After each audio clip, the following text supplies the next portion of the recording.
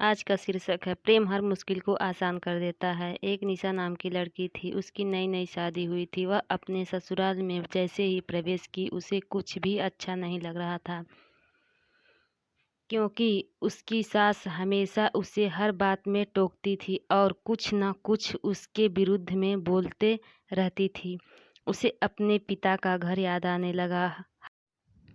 हर पिता की तरह उसका पिता भी उससे बहुत प्रेम करता था। बचपन से जवानी तक पिता ने अपनी बेटी निशा की सारी ज़रूरतों को पूरा किया था और बहुत लाड से अपनी बेटी को पाला था। यह नई नवेली दुल्हन अपनी सास के इस रूखे व्यवहार के कारण परेशान हो गई थी। कई बार तो उसने अपनी सास को खरी खोटी सुना देती थी, जिसके कारण घर में बड़ी ही असमंजस की परिस्थिति हो गई। वह अपने पिता के घर लौट आई और रो रो कर पिता से कहने लगी, पिताजी, मैं अब उस घर में नहीं रह पाऊंगी, यही आपके पास रहूंगी। आप मना करेंगे तो मैं आत्महत्या कर लूंगी। पिता समझदार थे। पिता ने निशा को 2 दिन के बाद कहा, बेटी, मैं तुझसे एक बार जैसा कहूँ क्या तू करने को तैयार है? तू उसके बाद भी कहेगी कि तू घर में मेरे साथ रहना चाहती है तो कोई बात नहीं बेटी।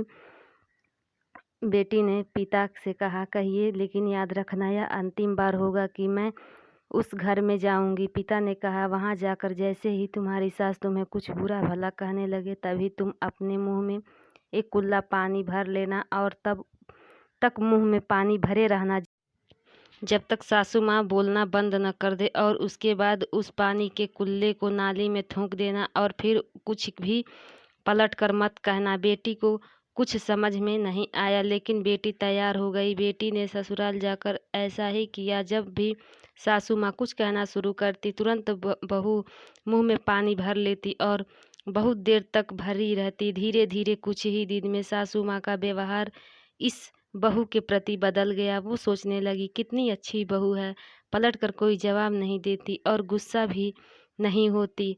अब उस बहू को बेटी कहने लगी और उसकी तारीफ करने लगी। कुछ दिन में सासू माँ का प्रेम भरा व्यवहार देखकर बहू भी अपनी सासू माँ को माँ के जैसा प्रेम करने लगी और दोनों खूब बातें करती, साथ साथ घूमने और मार्केट और ख़रीदारी करने जाती। कुछ दिनों के बाद इस लड़की का पिता अपनी बेटी से मिलने आया। घर के सभी लोगों ने पिता का खूब अतिथि सत्कार किया। फिर जब पिता अपने घर वापस जाने लगे तब अपनी निशा से कहा, बिटिया चलो, यदि तुम मेरे साथ चलना चाहती हो तो अपना सामान पैक कर लो।